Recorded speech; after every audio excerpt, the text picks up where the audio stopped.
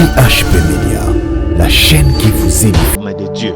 Lui qui était Dieu, il s'est humilié. Il a pris la forme humaine pour venir mourir à notre place. C'est ainsi que je dis à quelqu'un ce soir et que la mort ne peut pas te réclamer parce qu'il y a quelqu'un qui a payé la dette. C'est lui qui est mort pour nous. Il s'appelle Jésus. Il s'appelle Jésus. Il a pris notre place. C'est ainsi, tu n'as plus droit aux attaques démoniaques. Tu n'as plus droit à une mort prématurée. Oui, je sais que nous tous, nous allons mourir selon la volonté de Dieu, mais tu ne vas pas mourir quand les sorciers vont décider que tu meurs. Non. Jésus-Christ a déjà pris notre place. Il s'est chargé de nos péchés. Il s'est chargé de toutes nos fautes. C'est ainsi, nous qui étions pécheurs, il a accepté de prendre notre place. C'est lui notre remplaçant. C'est lui notre substitut qui prend notre place, qui se charge de nos douleurs, qui se charge de nos péchés. Lui qui était saint, mais ces jours-là on l'appelait pécheur. Ces jours-là on l'appelait Belzéboul. Ces jours-là on l'a qualifié de toutes sortes de mots. Pourquoi? Parce que il nous avait remplacés. Je prophétise ce soir, lorsque le véritable substitut qui est Jésus-Christ, là où on avait préparé ta mort, je te dis que l'éternel, que Jésus-Christ a déjà, je te dis ce soir que Jésus a déjà pris cette place-là. IHP Media, la chaîne qui vous édifie. Oui, voilà, notre prédication s'intitule Jésus-Christ, notre substitut. Jésus-Christ, notre substitut, ou soit Jésus-Christ, notre remplaçant. Et le mot substitut est défini par les dictionnaires comme étant celui qui tient la place d'un autre, ou soit qui exerce les fonctions d'un autre en cas d'absence ou d'empêchement légitime. Donc, selon les dictionnaires français, on nous dit que le substitut, c'est celui qui prend la place d'un autre. C'est celui qui remplace une autre personne. C'est ça la signification de substitut. On peut soit dire un représentant, soit un remplaçant. Alors, pour ce qui nous concerne, nous allons lire la parole de Dieu. Nous sommes dans le livre de Genèse chapitre 10, Genèse chapitre 22, verset 10. La Bible dit, « Puis Abraham étendit la main pour égorger son fils. » Verset 12, l'ange dit, « N'avance pas ta main sur l'enfant, car je sais maintenant que tu crains Dieu et que tu ne m'as pas refusé ton fils unique. » Verset 13. Abraham leva les yeux et vit derrière lui un bélier retenu dans un buisson par les cornes, et Abraham alla les prendre. Il alla prendre le bélier et l'offrit à la place de son fils. Voilà. Donc, c'est là où j'ai tiré ce thème, à la place de son fils. C'est-à-dire que c'est le bélier qui prend la place de son fils. Voilà. Nous lisons encore Ésaïe, chapitre 53, verset 4. La Bible dit ceci, « Cependant, ce sont nos souffrances qu'il a portées, ce sont nos douleurs qu'il s'est chargé, et nous l'avons considéré comme puni, frappé de Dieu. » Voilà. Comme je venais de le dire, que notre thème s'intitule Jésus-Christ, notre substitut. Dans le livre de Genèse chapitre 22, ici on nous parle d'Abraham. Abraham, après avoir eu son enfant de la vieillesse, son fils unique qui s'appelait Isaac, la Bible dit ceci, un jour Dieu lui dit, Abraham, tu dois m'offrir ton fils, tu dois me donner ton fils unique, le fils unique que tu aimes tant. Je veux que tu puisses me l'offrir en holocauste. Ça, c'est vraiment, bien aimé, si c'était moi et toi à la place d'Armand, je ne sais pas quelle serait notre réaction. Un enfant qu'il a cherché toute sa vie, et maintenant, il a l'enfant, le seul d'ailleurs, l'enfant légitime, le fils Isaac, l'unique. Dieu lui dit, donne-moi ton fils unique. La Bible dit qu'Abraham n'a pas refusé à la demande de Dieu. Ici, j'ouvre une petite parenthèse. Quand Dieu nous demande de faire quelque chose, peu importe que cela peut nous faire mal, obéissons à la parole de Dieu, obéissons à ce que Dieu nous demande de faire. Bien-aimé, ce n'était pas facile de donner, de sacrifier son fils unique. La Bible dit ceci, Abraham a pris son enfant. Il n'a rien dit même à sa femme Sarah. Il a pris quelques serviteurs pour aller ensemble avec lui pour que les serviteurs puissent l'accompagner. Pendant qu'ils allaient, ils ont fait 3 jours de marche. Pendant qu'ils marchaient, la Bible dit ceci, son fils unique qui s'appelait Isaac pose la question à son père. Il dit, papa, d'habitude quand nous allons à la montagne pour aller adorer Dieu, on a le feu, on a le bois, on a les couteaux. Mais où est les sacrifices que nous allons offrir à Dieu? Écoutez la réponse d'Abraham. Abraham savait bien que les sacrifices, l'holocauste, c'était son fils qu'il allait sacrifier pour Dieu à la montagne. Mais écoutez la réponse d'Abraham. Abraham dit ceci à son fils, mon enfant, notre Dieu pourvoira. À la montagne de l'Éternel, il sera pourvu. C'est-à-dire quoi? Je dis à quelqu'un aussi cet après-midi, cet avant-midi, ça dépend l'heure à laquelle vous allez nous suivre. Et que laisse quand même à la fin de cette année que l'Éternel pourvoie quelque chose pour toi. Pendant que tu te poses des questions, Abraham avait le feu. Son enfant lui dit, nous avons le feu, nous avons les couteaux, le bois. Mais où est les sacrifices? Il y a même de ceux-là qui ont fini l'université. Tu as ton diplôme. Tu as toutes les conditions réunies pour que tu puisses avoir un emploi. Mais il n'y a pas d'emploi. Tu es belle, ma sœur, mais tu n'as pas le mariage. Tu peux avoir l'argent, mais il te manque la bonne santé. C'est ainsi c'est ainsi qu'Isaac dit à son père, il dit, nous avons tout, mais il nous manque une chose. Je ne sais pas ce qui vous manque ce soir.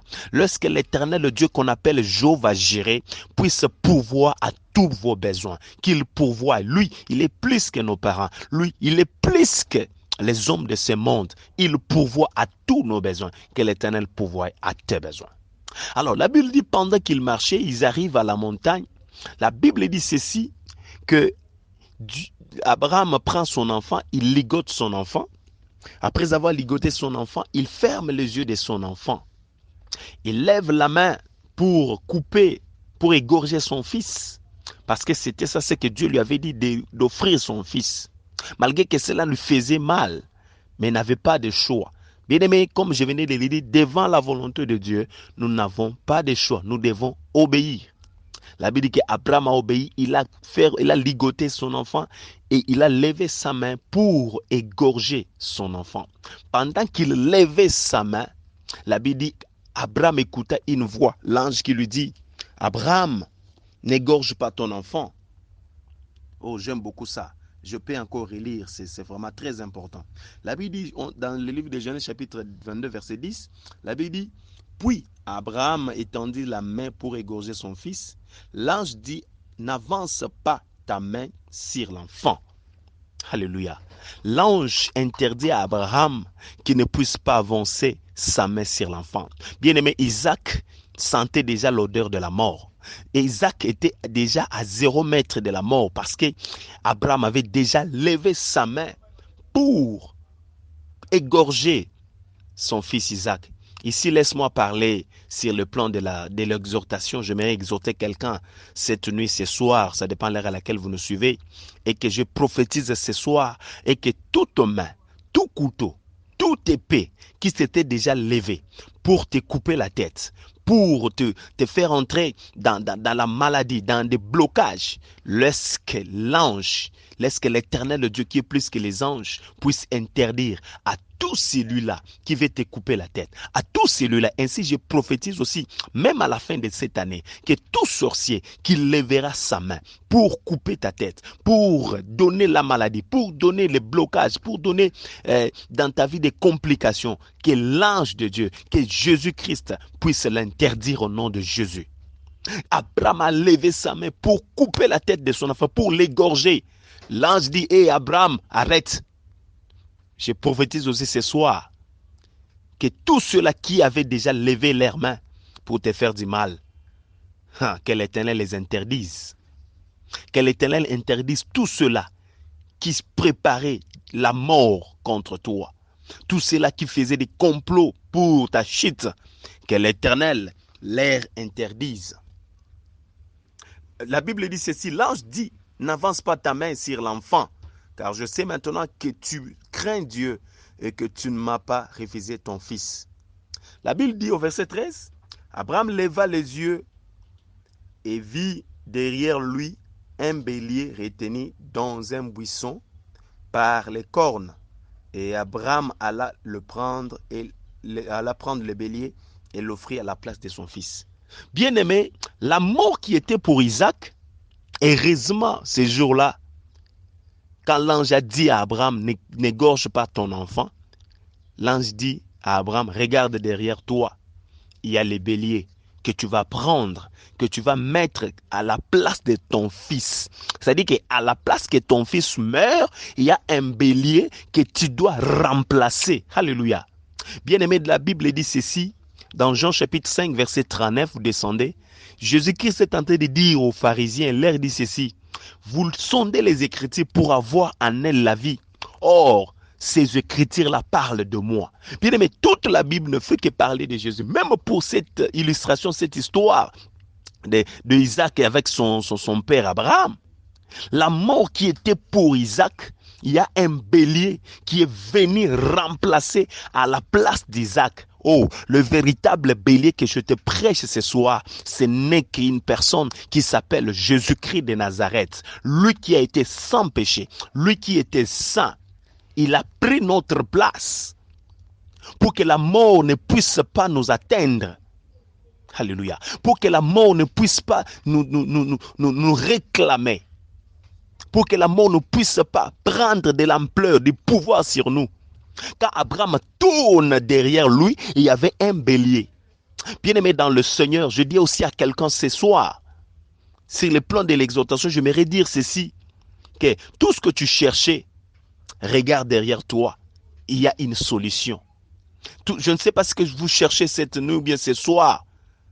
Pour Abraham, quand l'ange lui a dit, ne tue pas l'enfant, regarde derrière toi. Oui, par là je comprends une chose. Quand Abraham et son enfant montaient, escaladaient la montagne, permettez-moi la tautologie, montaient à la montagne, les béliers aussi étaient en train de monter. C'est-à-dire que plus ils montaient, plus aussi les béliers montaient et ils se sont retrouvés tous à la montagne.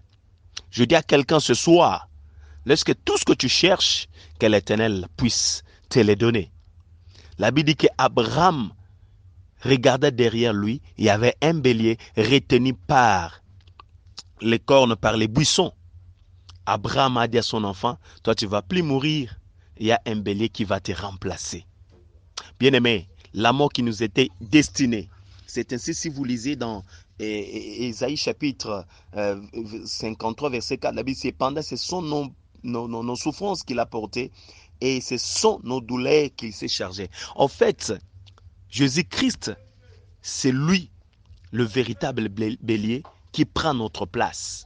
C'est lui qui s'est fait pécheur, lui qui était Dieu, lui qui habitait en forme de Dieu, lui qui était Dieu, il s'est humilié, il a pris la forme humaine pour venir mourir à notre place. C'est ainsi je dis à quelqu'un ce soir et que la mort ne peut pas te réclamer parce qu'il y a quelqu'un qui a payé la dette. C'est lui qui est mort pour nous, il s'appelle Jésus. Il s'appelle Jésus. Il a pris notre place. C'est ainsi, tu n'as plus droit aux attaques démoniaques. Tu n'as plus droit à une mort prématurée. Oui, je sais que nous tous, nous allons mourir selon la volonté de Dieu, mais tu ne vas pas mourir quand les sorciers vont décider que tu meurs. Non. Jésus-Christ a déjà pris notre place. Il s'est chargé de nos péchés. Il s'est chargé de toutes nos fautes. C'est ainsi, nous qui étions pécheurs, il a accepté de prendre notre place. C'est lui notre remplaçant. C'est lui notre substitut qui prend notre place, qui se charge de nos douleurs, qui se charge de nos péchés. Lui qui était saint, mais ces jours-là on l'appelait pécheur. Ces jours-là on l'appelait Belzéboul. Ces jours-là on l'a qualifié de toutes sortes de mots. Pourquoi? Parce qu'il nous avait remplacés. Je prophétise ce soir, lorsque le véritable substitut qui est Jésus-Christ, là où on avait préparé ta mort, je te dis que l'Éternel, que Jésus-Christ a déjà, je te dis ce soir que Jésus a déjà pris cette place-là. Il était crucifié à cause de nos péchés. Rappelez-vous l'histoire de Jonas. La Bible dit ceci, Jonas, quand il entre dans le navire, la Bible dit que la tempête s'était levée. Quand la tempête s'était levée, la tempête réclamait un homme. Vous allez voir que toutes les marchandises qui étaient dans le navire, dans le bateau, ont jeté pour que les navires puissent s'apaiser. Mais malgré cela, les navires ne s'apaisaient pas. La tempête continue de plus en plus à menacer les bateaux pour que les bateaux puissent chavirer. Malgré leurs marchandises qu'ils avaient jetées, la tempête ne s'était pas calmée.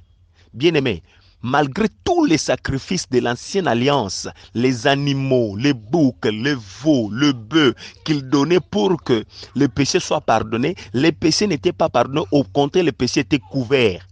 Mais rappelez-vous, bien-aimés, ce jour-là, dans Jean chapitre 1, verset 29, la Bible dit ceci, et que Jean, quand il baptisait les gens, il vit un jeune homme de 30 ans en train de venir pour être baptisé. C'est ainsi que Jean lèvera sa voix. Il dit, voici l'agneau de Dieu qui ôte le péché du monde. Oui, Jésus-Christ n'était pas venu pour couvrir, mais Jésus-Christ était venu pour ôter les péchés. C'est ainsi que quand Jonas est jeté dans le fleuve, la Bible dit que la tempête s'était calmée. Bien aimé, la mer cherchait quelqu'un pour s'apaiser. Bien aimé, les péchés cherchaient aussi quelqu'un pour que cette personne-là meure. Cette personne-là, ce n'était que Jésus-Christ de Nazareth qui s'était donné lui-même pour que les péchés soient effacés, pour que nous soyons appelés saints. Il y a quelqu'un qui a accepté qu'il soit maîtrisé, qu'il soit maîtris, qu'il soit flagellé, qu'il soit crucifié comme un voleur, comme un brigand.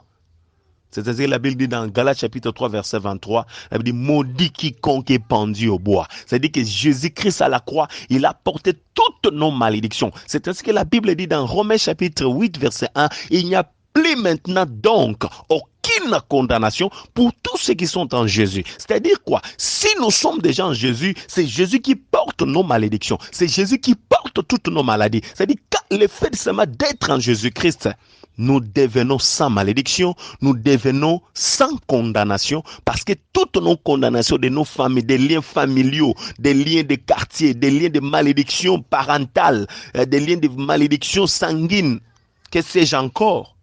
C'est Jésus qui prend toutes ces malédictions-là, qui les porte. Et nous devenons saints.